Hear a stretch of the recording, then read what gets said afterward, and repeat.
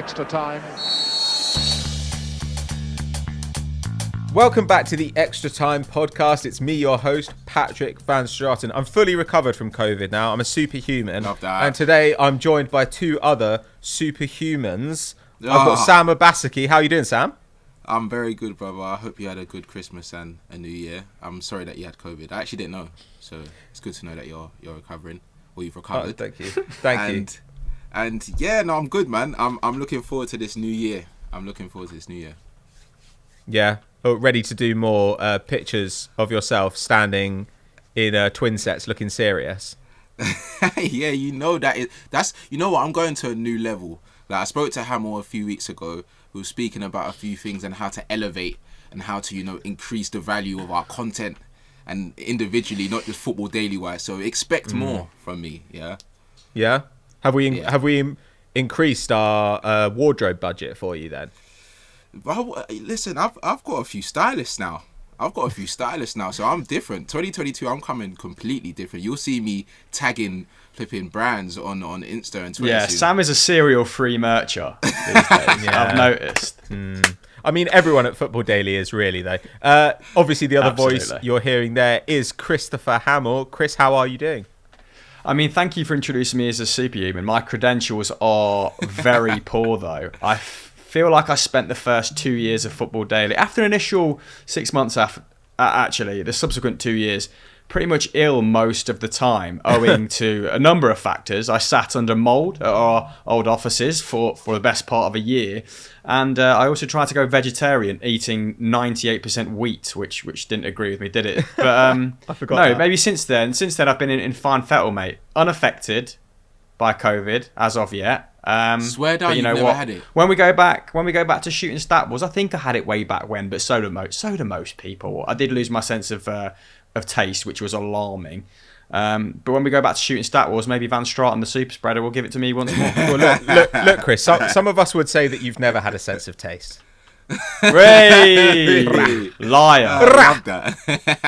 Anyway, however, some people who do have a very good sense of taste are our friends over at Fan Team, the sponsors of today's episode of Extra Time. They're kicking off 2022 in style with their second chance fantasy Premier League game, giving you a chance to win £100,000. Now, by this time in the season, you're probably either top of your fantasy football league or have given up, or on the verge of giving up. Like, those are basically the two kind of fantasy football players.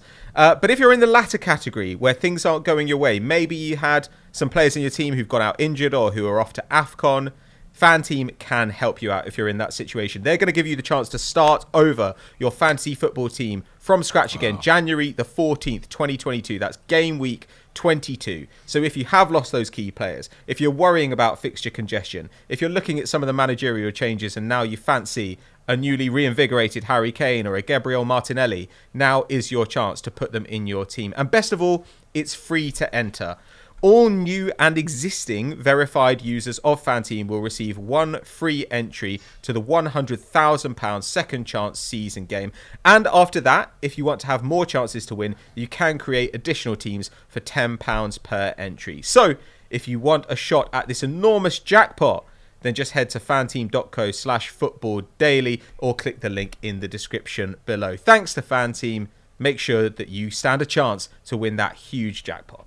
So obviously, first podcast of the year, need a hot topic, and I've got a hot lineup. So I thought that I would bring you something that I think is really the key issue in the Premier League right now, which is the top four race. Now, at the beginning of the season, it kind of seemed like West Ham was streaking away with it, and we had high hopes for Man United as well. But after Arsenal have turned a bit of a corner, Man United have taken a dive, Spurs have really had a surge. We're suddenly looking at a really interesting four-way race for that fourth spot. And look, Sam, I'm sure this will be music to your ears, but I've heard a lot of people mention Chelsea when they're talking about the Champions League race. We're not going to do that here. That's ridiculous. Chelsea, Liverpool, Man City, all safely ensconced in the top four. So there's one place left. And it's so unpredictable right now because, you know, teams have games in hand. There's obviously a bunch of fixtures that have been pushed back from the winter break, and we don't know what will happen with those. So it could be really, really interesting. Lots of potential turning points and banana skins as we face the run-in ahead. So, guys, today I think what we're going to do, we're going to have a run through these four teams. look at where they might have some weaknesses, where their strengths lie, what's changed for them over the course of the season. And then at the end, I'd like to get your predictions on who's going to end up in 4th spot going into the end of the season. How does that sound to you? Sounds huge. Sounds perfect. Huge. And I'm happy. I'm genuinely Jackpot. happy that Chelsea is not in this conversation because, you know, there's been a lot of stick, you know, with my opinions on Chelsea. Oh so my God, Sam. we're not going to hear that today. Yeah, you're going to hear my opinions on other teams. Good. I don't want to mediate between you two arguing once more, or Van Straaten just stripping your arguments down and you having no retort, mate. Is it an argument between me and Sam, or is it an argument between like everybody who watches football and Sam? No, that is not the case. That is not the case. I get a few heartwarming messages from a few fans that don't even support Chelsea that say, I do agree with you, Sam, on your opinions on Jorginho and the current state of your club, so I stick with you, basically. So that's Are you developing a cult following? No, he isn't. I wouldn't call it when cult. He says non-Chelsea fans, Two. these are all people who are called, like, you know, Conte season or whatever. Like, this is absolute bull. But anyway, why are we talking about Chelsea? We don't hate ourselves. It's a new year. Let's move on and talk about Arsenal. Oh, God. Arsenal in an interesting spot at the moment. Coming into this podcast on the back of a loss, but a loss which I think showed a lot of progress. I think that everybody's quite positive around the club right now. Since that loss to Everton back on the 6th of December, they've kind of been on a tear. 4 wins and that loss to Man City, which I think even Arsenal's biggest critics would argue was a little bit undeserved. 15 goals scored in those games and just 3 conceded. In fact, they've taken the second most points in the league over the last month, despite playing a game fewer than Chelsea and the same number as Liverpool. So pretty decent stuff for them right now. Guys, let me come to you, Chris, first, while Sam's composing his thoughts, because obviously, you know, Jorginho has been mentioned, so he's going to need a moment to detumess. So, Chris, what do you think's going on with Arsenal at the moment? How do you feel about their evolution over the course of the season? Yeah, I mean, the previous league encounter against Manchester City, they got whooped 5-0, didn't they? So this was a nice barometer. This was a nice yardstick in terms of really assessing their progress at, match day 20? If Arsenal played 20 games? I think so.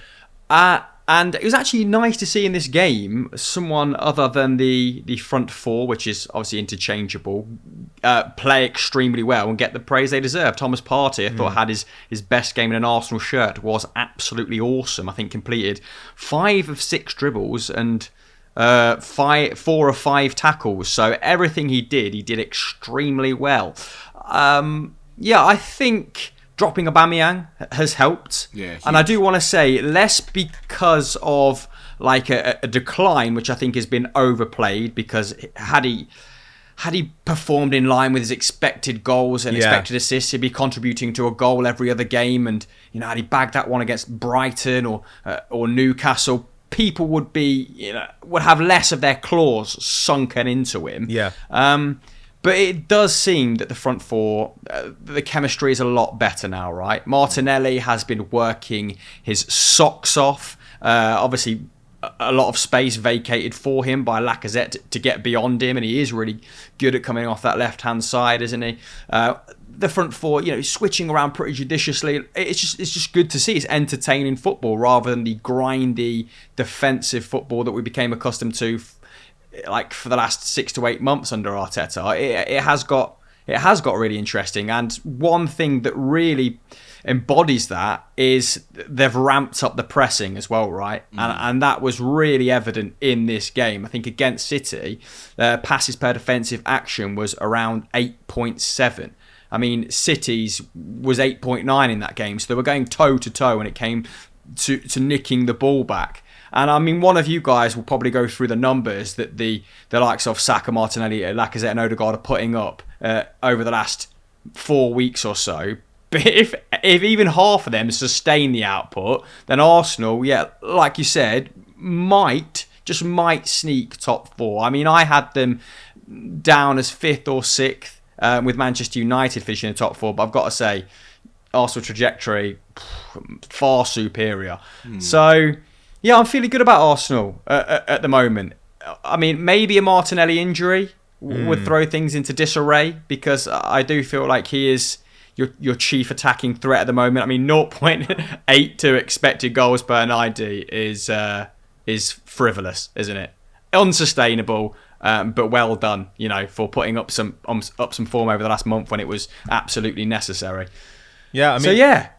Martinelli, that performance against City, I think we had 7 shots in the end because of the red card, and Martinelli had 5 of them, 4 from inside the box, and like there was that one where he just beat Cancelo twice and a bunch of other guys, and there was the other, where he should have scored, but like I think he was running too fast. He was running too fast. Well, I don't know. I mean, like, I think it's just a bad miss. Like, look, I mean, he's running fast. It comes to him on his wrong side. The ref runs in front of him, which is not helpful either. But it is a bad miss. But I don't necessarily mind that, because having 5 shots against Manchester City, I mean, on another day, that would have been like a real announcement to the world of like, here is a serious talent. And as it was, I think it kind of was that. It was just a little bit less obvious. I mean, Martinelli, they just seem to be a really nice mix, like Chris was saying there. And I'll run through some of the numbers here. Like Saka's on 3.6 shots, Martinelli's on 3, Lacazette's on 2, and Odegaard's on 2 over the last month. But the XG numbers, Saka 0.76 per 90, Martinelli 0.82 per 90, Laka 0.97, though of course there's a penalty in there, Odegaard 0.7. So like, these are really elite numbers from a team which frankly has been a terrible attacking side across Arteta's time in charge. But the way they pinned City in for stretches of that match was really, really impressive stuff. And also over the last month, despite playing City, despite going down a man, they've conceded 9 shots a game. That's really good stuff. And they've played, a direct rival in West Ham. The rest of the schedule's been pretty easy, but that's a difficult match. It just feels like there's a little bit more consistency now. So, Sam, do you think that we are actually seeing an evolution of this Arsenal side, or do you just think that this is a hot run of form that we would expect to kind of slip away again? It's always tough with Arsenal, isn't it? Because as soon as you say something good, it's like the next game, something mad will happen, and then it's like, they're in a crisis again. But I honestly think Arteta's done a seriously good job, especially with the pressure that he had on him after the first few results, especially that Brentford result at the beginning of the season. That was quite mad. But obviously we spoke about that and said that the injuries that he had, the COVID cases, that played a big part, and also the fact that he didn't necessarily know his best starting 11. But I think now he's got all of these players back, and he's made like huge decisions that I think have gone under the radar, like putting Ramsey straight in goal. Obviously he was a signing, but Leno was obviously first keeper. Ramsey's been a hit. Tomiyasu, that a lot of people were trying to count out, said where did he come from? He was a centre back. He is probably one of the best right backs in the league right now. I think dropping Aubameyang, like Chris said, is a huge call, and the person that comes in to replace him is literally playing better than he was beforehand. So I think he's got all of those decisions right, and also I think the system that they play with now, I think they just look so much more durable. When they were playing against City and City were trying the normal 1-2 balls around the area and trying to like play those through balls, it just wasn't working because everyone was just on it. You could see there's a mix of youth, there's a mix of experience, and I think players like Partey is obviously been well documented about how honest he's been about his performances for Arsenal. He said he hasn't been doing well, but I think him seeing the likes of Saka, the likes of Smith Rowe, Odegaard playing so well, he's almost had to like step it up, and he said I can't get carried by these guys. But it's another side of the game is Arsenal are always that one wrong move away from everything just capitulating. We saw it with Xhaka, we saw it with Gabriel, and it was like those decisions can have an impact on teams like Arsenal, because I think Arteta's finally got his best starting 11, but at the same time, if the players like Partey, he's obviously going to the AFCON, Gabriel is just going to miss one game, which is the FA Cup tie, but if you have a few more players in key areas that aren't performing, or they are out because of injury or because of suspension, it's going to affect Arsenal. But I think right now, I think they're playing really well, and I don't see how they can get stopped. But also, against the big teams, haven't really seen that much. So, except from City. So, yeah, I want to see them play maybe us again. They've obviously got games against Liverpool, and I think they've got another game. No, they haven't got another game. But yeah, games against the top 6, that's when I'll be able to judge them. Yeah, well, I mean, it does feel with Arsenal like this was an important match, this City game, to prove that it wasn't just like a flat track thing. Because I remember that Liverpool game, before Christmas, like Arsenal really hung with them really well for a half. The first half, yeah. And then just got taken apart in the second half. And, to be fair, Liverpool can do that to much better sides than Arsenal. But that felt like a little bit of a step up already from the 5-0, where admittedly there was an early red card as well. But it just feels like you're now at least looking at a team that at least at home are capable of putting a performance up that's not embarrassing. And even when they eventually lost this game, afterwards, I heard people saying, "Oh, it was inevitable that City were going to get that goal." But I thought, no, it was only inevitable in the sense of like, that's just kind of the way that the shape of the game, like that's the sort of thing that would happen to Arsenal. But it wasn't like City were creating loads of shots in the box that were getting blocked last ditch. And even the goal itself, I thought it was kind of a bit of a hopeful ball in from De Bruyne that like pinballed around a little bit and fell to Rodri, who like scuffed it in. So I was kind of like, you know what, I will take that over the days when it was coming. It was just coming and coming, and they were getting like 20 shots in the box. I actually thought it was one of the worst City performances I've seen in a long time. And I think that Arsenal kind of deserve credit for that. So, yeah, I don't know. There are positives at least. And if Arsenal don't make the top 4 this season, they're certainly going to make the Europa League, you'd say. And it's at least been a step forward. And when was the last time we can say that about Arsenal? So, wait, one question, yeah. How important do you think it is for Arsenal? Like, obviously, we understand that they're going through like another transitional period, and they've highlighted the areas, the type of profile they want to get for their team. Yeah, do you think Champions League football has a huge impact on them, like moving forward, or do you think it's okay to get Europa? I think it's probably okay to get Europa. Like, Arsenal have spent pretty heavily in the last couple of seasons, and I think they're going to shift some wages. Like, it looks like one way or another, Aubameyang's going. And I think probably a bunch of guys will be out this summer. So I think there's probably wage space to be freed up there. But also... And if you look at the average age of the team that started against City, I think it was 24.9, whereas City's was like 27 going on 28. They're not guys that need Champions League football imminently, and they're not guys that you really want to replace, are they? They're guys you want to give minutes to, that you want to improve as a unit. Arteta has, the most credit you can afford Arteta with regards to his overall job at Arsenal is improving young players, right? Yeah. So I don't think there's no major surgery needed. It's just convincing those young players. Are any of them out of contract anytime soon? I think you've tied the majority of them down to long-term deals. Only Nketiah, and that's kind of fine. Yeah, I agree. Like, puts you in good stead, man. Yeah. Yeah, like basically, the next significant starter who'll need to be replaced will be Partey, probably. Like, after Lacazette. Like, this summer we need a striker. Xhaka? We need a striker and a central midfielder. Yeah, but there's kind of Lokonga there already, and like no one cares about Xhaka exactly. Like, but it's But when age-wise, like Lacazette, we need a striker and a central midfielder. And then you look at it and you're like, that's kind of it for the short term. And, if Arsenal need another centre-back, they've got Saliba coming back next season. If one of their forwards were to get injured, they've got Smith Rowe on the bench right now. So, yeah, I think that... How do you feel about Martinelli playing down the middle and Smith Rowe coming back into the fray, but maybe on the left-hand side? I think in the long run, it's where Martinelli will end up. But... right now he's doing so well off the left, and the balance is so good, and his defensive work rate is so insane that I think it kind of suits him. And when I've seen him play striker, it just hasn't really worked that well for him, whereas when he plays wide, I think the only young player in the league who I think is like really better than him is Foden. Like, I don't really see another one who like compares to him. I suppose in a way I'm being a bit unfair on guys who are a couple of years older, like Mason Mount, but the talent there is absolutely ridiculous. Keep playing him where it works is basically my feeling.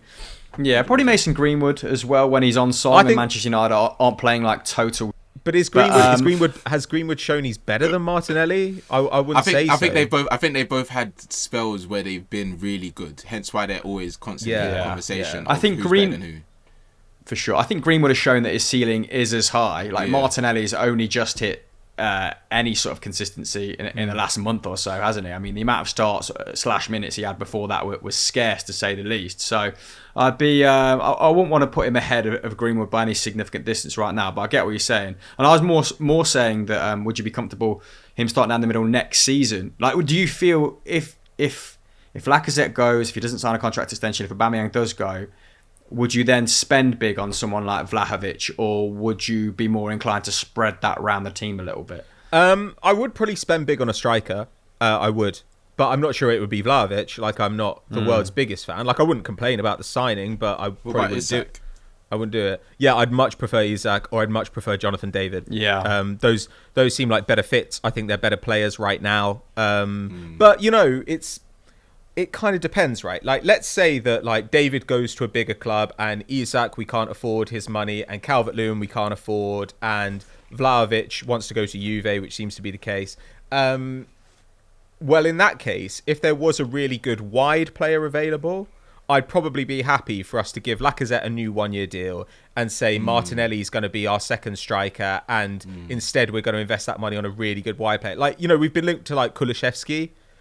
If we did that, like, because we couldn't get a top-level striker, I think that would be a perfectly sensible move. Yeah.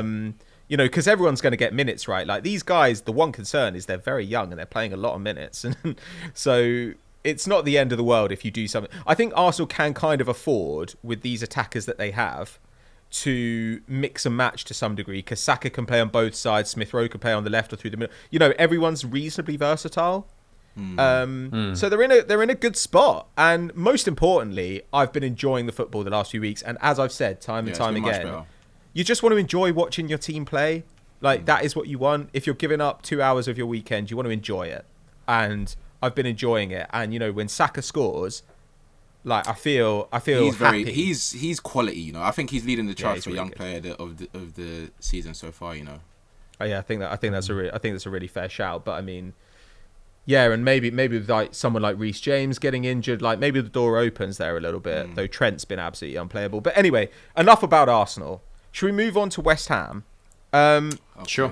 Sam, are you able to set the scene for me with West Ham? How are we feeling about West Ham right now? Because lightning start to the season since Christmas, since, I guess, December.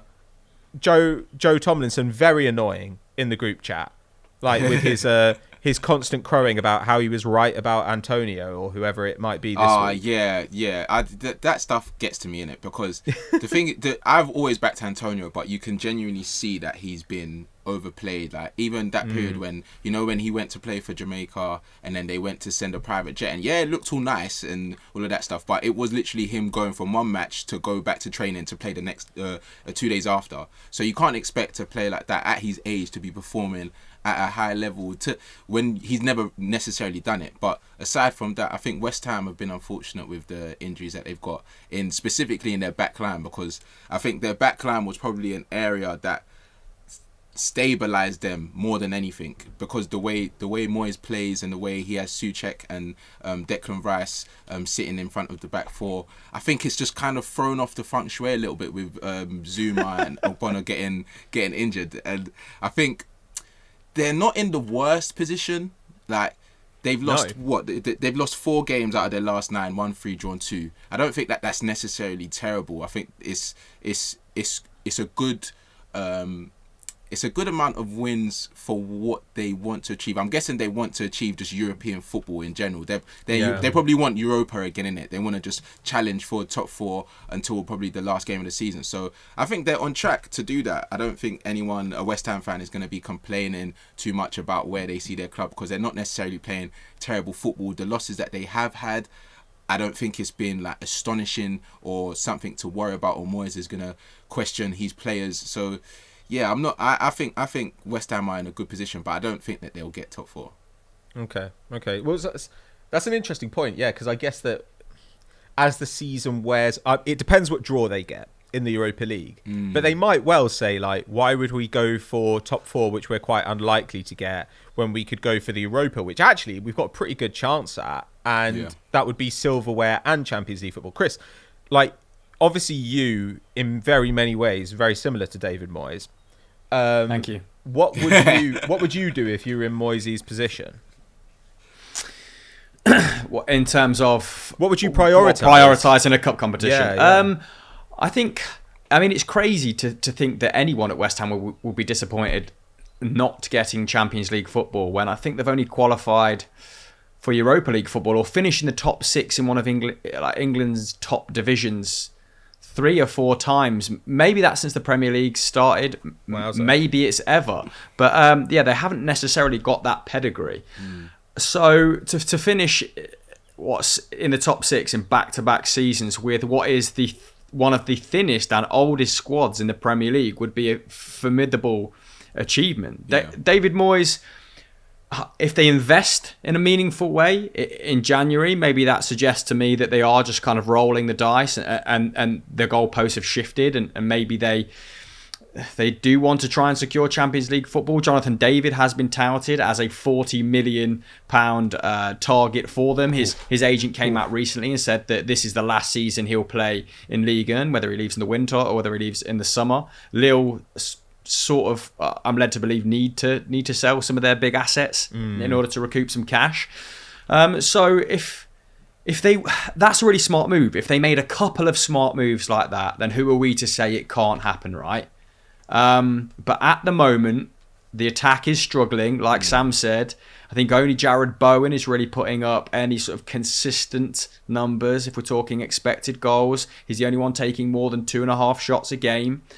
And I just feel like a gallant failure is on its way, unfortunately. But that failure in terms of finishing in the top 4. The season's still a roaring success if it ends sort of in the top 6. But Lanzini's come back is hitting some form again. Don't want to shout him out. I think it's 5 goal contributions in 7 starts. He's obviously suffered with injury in a big way over the last 3 seasons.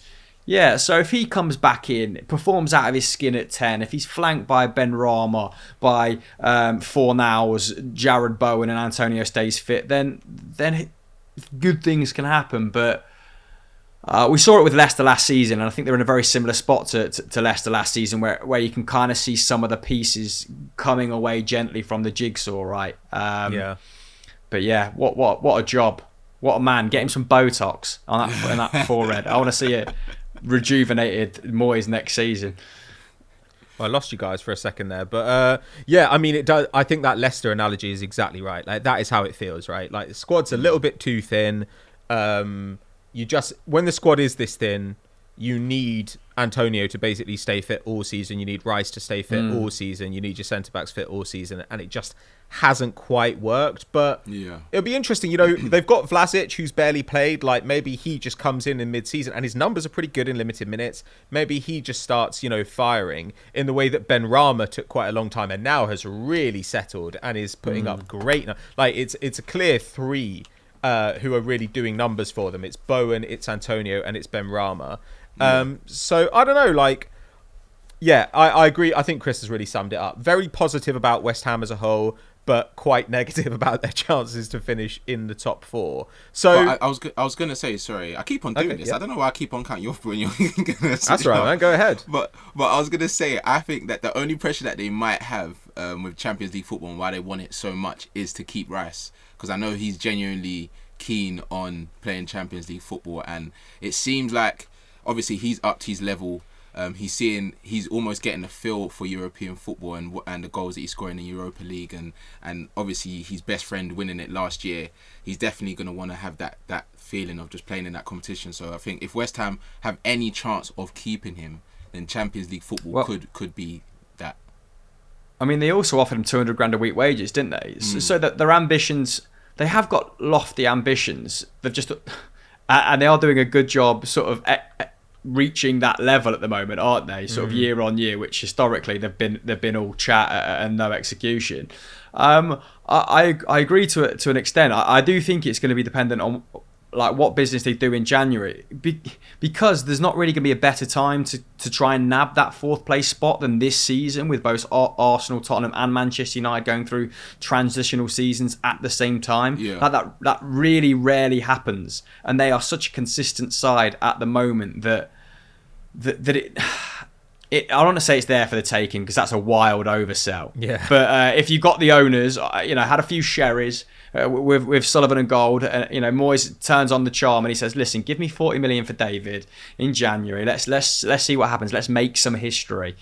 Maybe something wild will occur, but probably not." Yeah. I mean, that those kind of moves though, they'd be all right, wouldn't they? Because like, you might be able to get a player in the winter window at less of an insane markup than in previous years because of COVID. And it feels like I have more confidence in their transfer business now than I used to, where I think like if they go and got like Jonathan David, it's not like a stupid signing to make mid-season in the vague hope you'll finish top 4. It's like a really sensible acquisition for the future. And like similarly, if they said, okay, we're going to go and get somebody like, I don't know, Zakaria in from Mönchengladbach, who has a contract running down. Like, we're going to go and pay to get him in on the assumption that he could help us this season and maybe in the long term replace Rice. Those sorts of moves are sensible both in the short term and the long term. So with some sensible investment, like, it's possible, but I don't think it's likely. I think Arsenal are better than them, and I think the next team we're going to go on to are better than them, which is Tottenham. Because Tottenham, since Conte came in, it's been masked a little bit by some disappointing draws here and there, but the improvement under him is absolutely staggering. They've got the 4th most expected points in the league since he came into City, and I think it would like City in first. I think they would have probably been second most if they played as many games as Chelsea and Liverpool, because they're only just behind those teams. They've created more XG than they've allowed in all 8 games under Conte. It just feels like it's even though there are still weak links in the 11, even though they're still reliant on 2 forwards, like they're just putting it together in the way that Conte teams always do. Like, you've got Harry Winks doing a ton of ball progression out of nowhere. Like, they've had a really nice run, but that Liverpool performance in there was such a statement performance. Like, they deserved to win. They were comfortably the better side. It just feels like this is Conteing in it's happening before our eyes. And like, just to look, I've just got like Harry Kane and Heung-min Son's numbers before and after Conte here. Before Conte, Kane was taking 2.3 shots a game and getting 0.43 XG per 90. He's now at 4 shots a game, 0.74 XG per 90. Son has actually taken slightly fewer shots since Conte went in, going from 2.7 to 2.6, but his XG's gone from 0.48 to 0.78. Like, these guys, their numbers have gone through the roof under Conte. And of course, the issue Spurs have is the issue they're always going to have, which is these guys are not getting younger. Like, and they're not playing in Serie A. Like, Son is going to hit his 30s soon. Kane is going to hit his 30s soon. Kane is obviously injury prone. Like, so they're going to have to find a way to evolve this team if they want to continue to make progress under Conte. But right now, in terms of what he's getting out of this squad, it's been really, really frightening. And do either of you disagree with my view here that Tottenham are the team to watch in the top 4 race? The thing is, Go on, Sam. The thing is, I don't want to disagree, because I do rate Conte. I rate what he's done. But at the same time, their run has been quite, not easy, but easy. It's probably one of the best runs you could have with your first 8 games in managing. He played Everton, Brentford, Leeds, Norwich, obviously Liverpool, the exception Liverpool, but Palace, Southampton. So Palace it's not necessarily quite tasty. Yeah, but Palace, I know what you mean. Palace is obviously they're playing well at the moment. But I just think with what I've seen from Spurs, I can see him getting the few results, and obviously he's their first manager that's gone 8 games with what is it? 8 games unbeaten. Yeah. So that's a great record, and it's obviously going to make the Spurs fans very happy. That says more about their other manager. Yeah, it's exactly, and that's my point. They've come from Nuno, who never really got it going at Spurs, and then before him was Mourinho, who obviously we know how that went. So I don't necessarily think he had like a hard act to follow as such. Yeah. But at the same time, getting the best out of players that we know are quality is one thing, but getting the best out of like Winks and Skip, like you said, I think Sonny's going to love the fact that Skip's even being mentioned, because he's been raving about how good Skip has been in terms of ball progression and getting involved on the ball. But I just think when they get up against, I want to see how they face us tomorrow in it, because I don't know when this is going out, but we're playing them 3 times this month anyway. So Yeah. I want to see how they fare against Chelsea, because that's going to be a test for him. Like, that's going to be a serious test where, obviously, on the counter, or even as a Spurs fan, are they going to enjoy the type of football that he plays, where they're just soaking pressure up, and they don't necessarily, like Sanchez and Dyer, I've seen them have howlers, even under Conte. Like, I've seen them have howlers. Davies isn't that great. Reguilon, he has his good matches, has his poor matches. Who's on the right? I can't even remember his name. He's not even that great. Emerson. He's not good enough. So their defense is worrying for me, in it. But I can understand why, with their record, why Spurs fans and neutrals are saying that they're going under the radar. I would never be worried about a Conte defence. And that is a massive sort of generalisation. But I think only 4 teams have conceded fewer than their 20 goals at the moment. So even without outstanding defensive personnel, which he just hasn't got, despite the fact he's touted, he said Eric Dyer could be one of the best centre-halves in the world. Which, if he does that, then Conte is arguably the greatest manager who has ever lived. If Eric Dyer becomes truly world-class at centre-half, wow, what a job. But the times I've seen them struggle, so this is one potential weakness I've noticed. The times I've seen them struggle have been against teams that have deployed 5 at the back, that are willing to sit in, be grindy, because when sides have gone toe-to-toe with them, they look a lot more proactive now, don't they? They look a lot quicker. Like against Liverpool, it was breathless. That they could have won. The fact they could have beat Liverpool, kind of playing them at their own game, is truly impressive. But against Watford, Ranieri was just putting 5 at the back. Emerson Royale was, I think, in that particular fixture, I've actually got the number down here, I think he whipped in something like 14, 15 crosses and created only 1 chance from it. So yes, delivery down that right-hand side could and should be better, but he's still young. Emerson Royale could improve. We've seen Conte do magnificent things with the likes of Victor Moses, and no one really had him pegged as a top level right wing back. So it wouldn't surprise me if Emerson Royale became good again. But they do need a little bit more intricacy in midfield. I suppose that's what you get when you pair Højbjerg and Skip together, right? A lot of industry, a lot of high turnovers. You're cutting off the counter, but maybe you're lacking those incisive passes into the box, which every top side has, with sort of Bernardo Silva. Who else does it for Chelsea? I mean, Kovacic, Mason Mount, those sort of players. They are lacking one of them, aren't they? Because Ndombele, I mean, is against Watford, they were chasing a goal right up until the 96th minute, and Ndombele sat rooted to the bench. So that feels Conte like doesn't the death. rate him. Conte don't No, rate that feels like the death knell for him. I mean, it now feels like his problem, undisputedly. Like, it's his problem, isn't it? Yeah. 3 managers all had the same sort of view on him, desperate to go in the summer, but they couldn't find a suitor for him. So, not happy days for him. Lo Celso, I'd be lying if I said I was totally tuned in as to what's happening with him, because that's just weird, isn't it? That it feels like Lo Celso is someone he can turn around.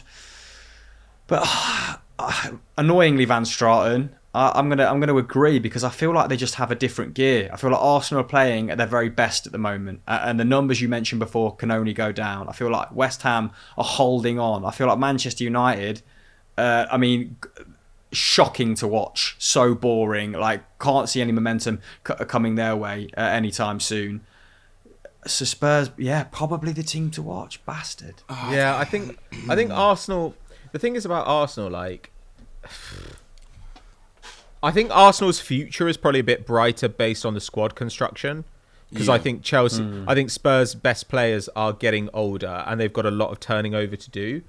But then the question is, like, does Conte's genius make up for that? And I'm just inclined to think it does. but it's also, they've got 2 games in hand. If they win both those, they're above Arsenal, and it's that simple. Like, I mean, it is that simple. Obviously the North London derby, you could argue, is a big one, but it's a home game for Spurs. I don't know if it is, man. Like, it's a home game for Spurs. It's an away game for Arsenal. Like, if Spurs win it and Arsenal lose it, it doesn't matter. It doesn't matter. It doesn't matter all that much, because I just think it's going to come down to those games in hand. Like, I think that they're going to lose to big teams and they'll beat most of the small teams. But I think Spurs have just got an extra couple of fixtures. And I agree with you that they've still got, problems in the lineup, Sam. Like, Dyer and these people have mistakes in them. But Arsenal have those guys too. They have at least as many idiots, right? I do hear it. I do hear what you're saying. But I think the reason why I think the North London derby is so important is because Spurs and Arsenal are in a not similar situation, but like they're around the same place at the table. If Arsenal now beat Spurs convincingly and expose some of the things that we've been mentioning, like Sanchez and Dyer not necessarily being that great, Emerson being young, and Davies and just the fact that when teams do get onto them and they're defensively sound, Spurs don't necessarily seem like they're going to cause you that many problems. Like with Watford, if they had like a few forwards that could actually do something, or they didn't have that many injuries to Sarr and I think then Dennis, did he play that game? Yeah, Dennis played. They didn't release him for the they did. But he was kind of upset because of that whole situation. But like if Sarr was playing, or they had just a few more attacking outlets that could actually cause them problems, I think that result could have been completely different, and then we would have been having a different conversation. So I think Spurs, the Saints game as well. The Saints game. I feel like they're one result away. Like I think they're one result away from everyone being maybe they're not that good. They were unlucky with VAR against Southampton. I watched that game, and I think at least one of the goals should have stood, and they were significantly better. But even then, look, I think there's going to be money to spend at Tottenham in January as well. I know their books were sort of released recently. They had losses of 43 million penned down in 2021. I think they owe another 37 million interest on the stadium. But still, in light of all that, because of the new stadium, like that, over the last X amount of years, they've still been one of the most profitable clubs in the Premier League. And unlike maybe Arteta, who is kind of spent out, I'm going to say right now, without knowing 100%, Conte can add to his arsenal, and that's what makes me confident that they're going to be there or thereabouts. Yeah, I guess with the North London derby, like it's I'm not saying it doesn't matter, but it just feels like there are other matches that are going to make the difference over the course of the season. If Spurs don't win those two games in hand, then we can maybe talk about, at the end of the season, we'll look back and say, the North London derby turned it one way or the other. But I just always feel like you have the edge in those games when you're at home, and the other team has the edge when you're away. And I think that people will talk about it as if it's like the difference maker, but actually reliably beating the worst teams is what's probably going to decide it. And one of these teams is going to get a boneheaded loss to some small team because they give away a penalty. And to me, that's normally the story. Because Chris, I think you've pointed this out, right? That like the margins of error are different when you're one of these teams and you're not perfect. Yeah, I think that margin of error, only where you have to win week on week, only really exists at this moment in time for Manchester City and Liverpool, because if one of those teams loses more than 3-4 games in a season, the other is so good at the moment that they will just steal in and take the initiative. Yeah. Whereas if you're Manchester United, Tottenham, United, let's include West Ham in this conversation as well, your form isn't that relentless, so you can almost bank on the other person competing for top 4 or 5 to lose 1 in 3 or drop points in 1 in 3, it feels like at the moment. So a lot more bandwidth for I don't want to say more so than ever chasing that 4th spot, but like we kind of pointed out earlier, the other teams are being generous to one another, let's say. Yeah, like fundamentally these sides are all kind of on for like somewhere between 60 and 70 points come the end of the season. Like there's a lot of movement around there, like 60 to 70 points, unless one of them really picks up, like Spurs just keep going and start looking more like Chelsea level than like Arsenal level. But it's hard to see, I think as you pointed out, like it's hard to see Arsenal finding another gear. It would more be, can they maintain this? So, I mean, I don't know. I guess it seems like we're ruling Man United out here. Like, has anybody got an argument for why we shouldn't rule United out, or are we all basically agreed that they've kind of screwed it up?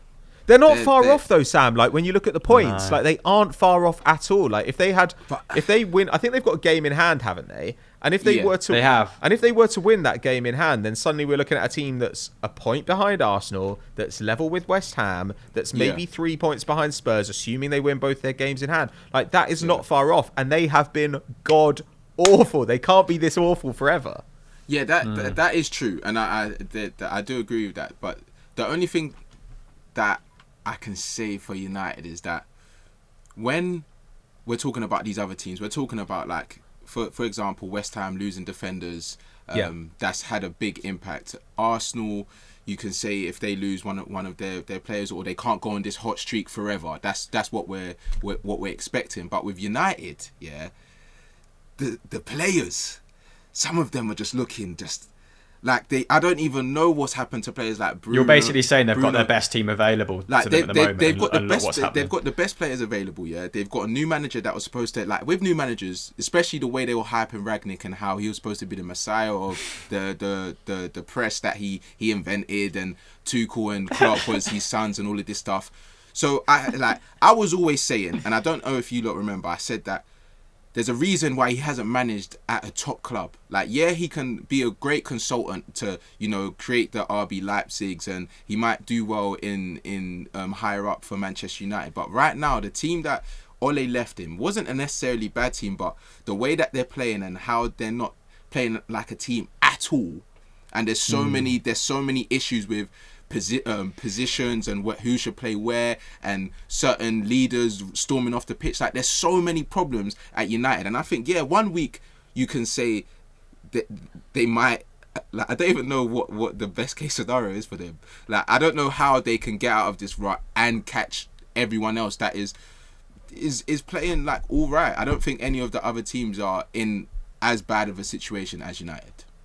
Do you know what surprises me, Pat? It's the inertia. So we've seen a lot of clubs already, I don't know, sound out a January transfer target. I'm thinking of my own club here. Celtic made a triple signing already. And Manchester United, quite clearly, to make this 4-2-2-2 work, need an outstanding 6 and maybe another 8/10 hybrid. And they're not moving for anyone. The Haidara chat has gone a little bit cold, hasn't it? I don't see.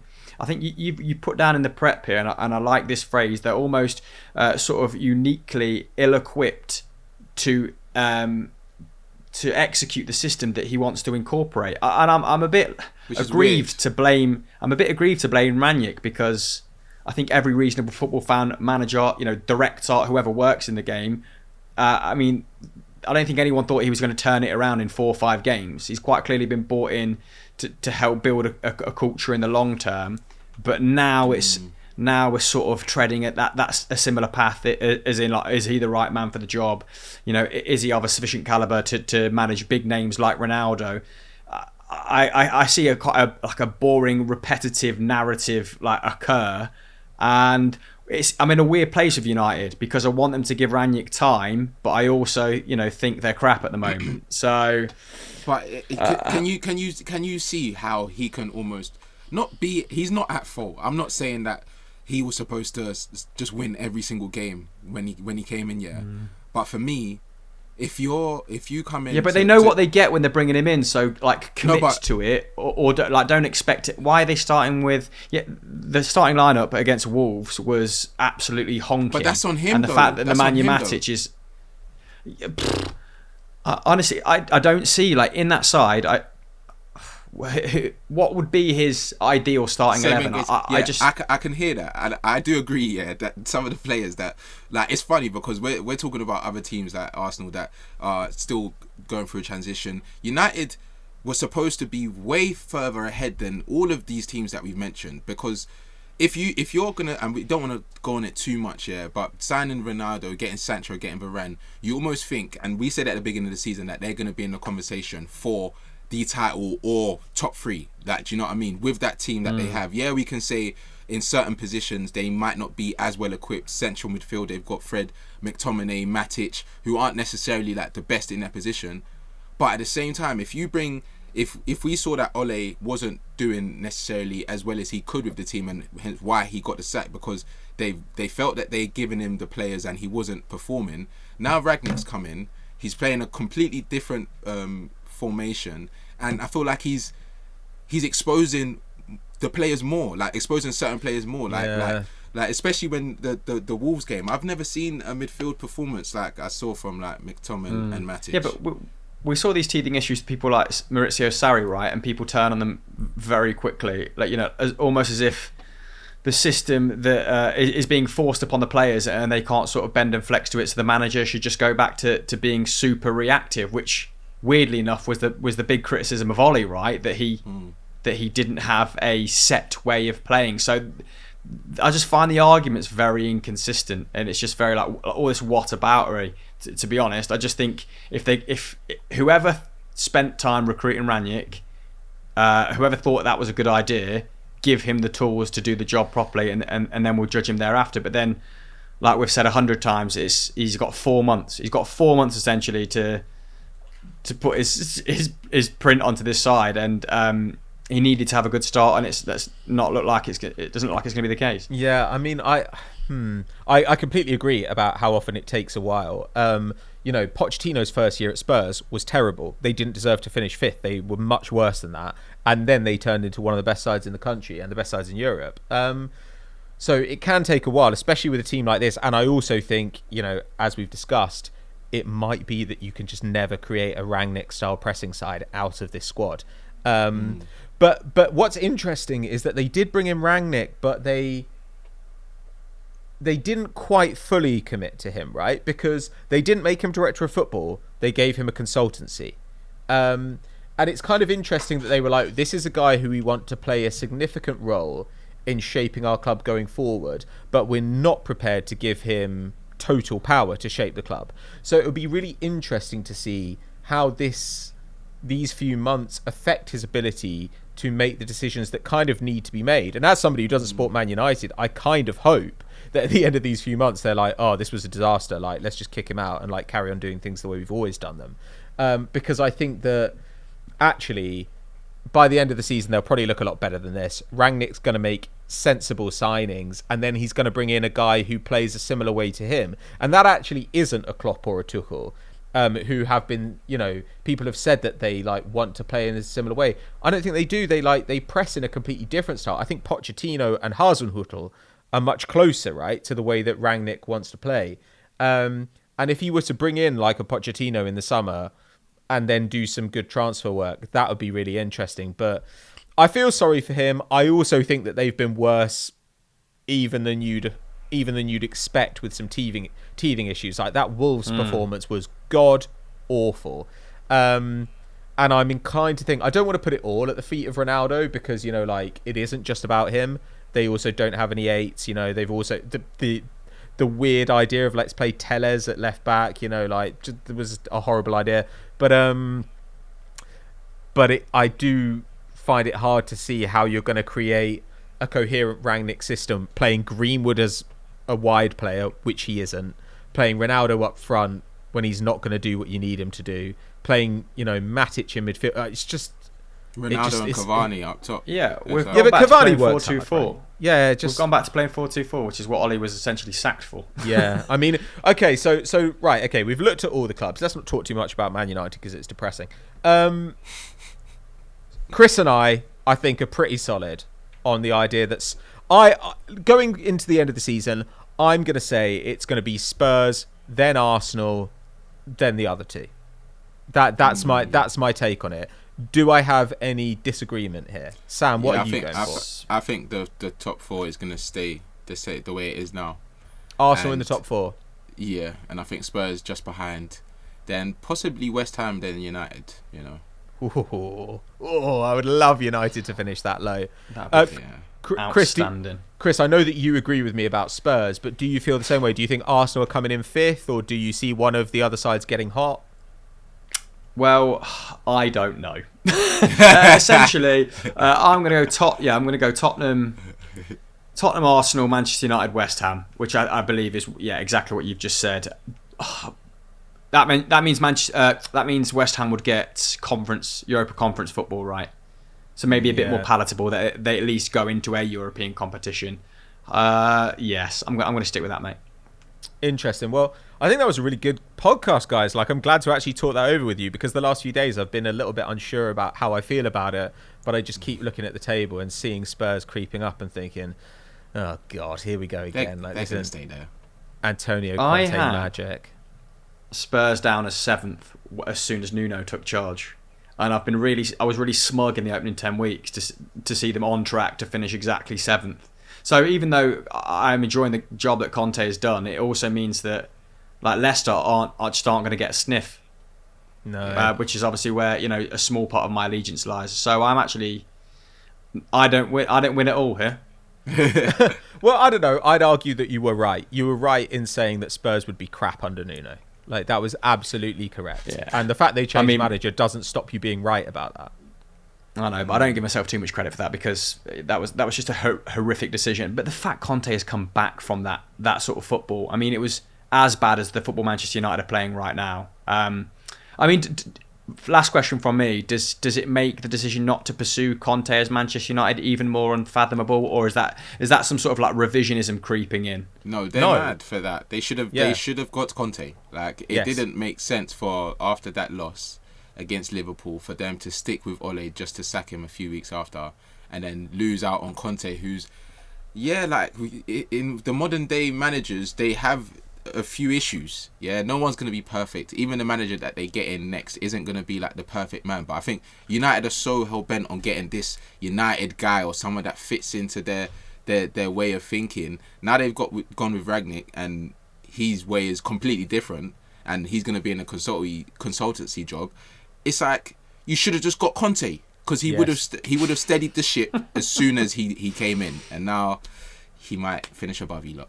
And there's something about Conte as well. Like, somebody talked about this on Twitter where they said, like, a lot of managers see what players can't do, but Conte sees what players can do.